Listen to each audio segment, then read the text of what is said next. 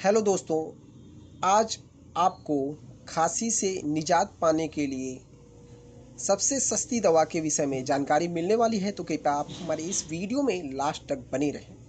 यदि आप मेरे इस वीडियो को या मेरे चैनल में नए हैं तो मेरे चैनल को सब्सक्राइब कर लें और बेल वाली घंटी भी दबा लें, जिससे मेरी नई नई वीडियो आती रहेंगी, जो आपके पास पहुंचती रहेंगी, जिससे आपको कुछ महत्वपूर्ण जानकारी मिलेगी। तो फ्रेंड्स, इस मेडिसिन के विषय में जान लेते हैं कि ये कौन सी मेडिसिन है। ये एलमॉक्स जो एमॉक्सिसिलिन कैप्सूल 250 mg की है, जो एक एंटीबायोटिक मेडिसिन है। और ये रेस्पिरा सिरप जो कि खांसी के लिए आपकी ये सिरप है।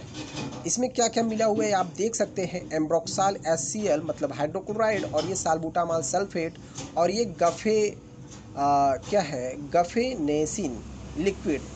इसमें 15 mg 1 mg और 50 mg की कम मात्रा में मिला हुआ ये कंपोजिशन का सिरप है, जो कि बहुत ही अच्छा रिजल्ट देता है खांसी आने में।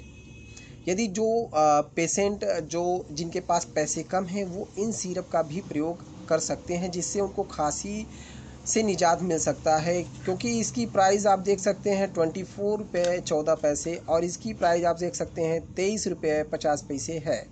तो यह काफ़ी सस्ती मेडिसिन है, जो कि आपको इजीली किसी भी केमिस्ट शॉप पर और ऑनलाइन मिल सकता है। ये गेनो कंपनी के द्वारा बनाई गई मेडिसिन है, जो कि बहुत ही अच्छी मेडिसिन है। तो फ्रेंड्स, इसकी क्या डोजेस हैं आइए जान लेते हैं।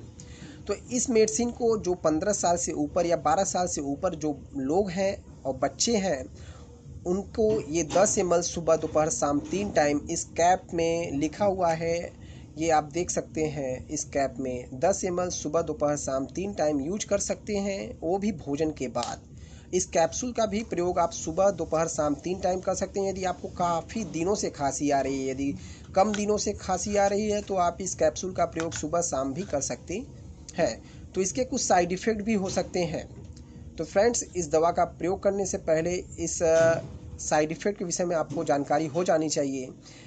ये इसके साइड इफ़ेक्ट जैसे आपकी बॉडी में लाल लाल चकत्तों का पड़ना, और रैसेस का पड़ना, और खाना का अपच होना। यदि आपको इनसे संबंधित, जैसे खांसी से संबंधित और कोई प्रॉब्लम आपके बॉडी में हो रही है, तो आप इस दवा का प्रयोग करना बंद कर दें और अपने स्थानीय डॉक्टर से संपर्क करें।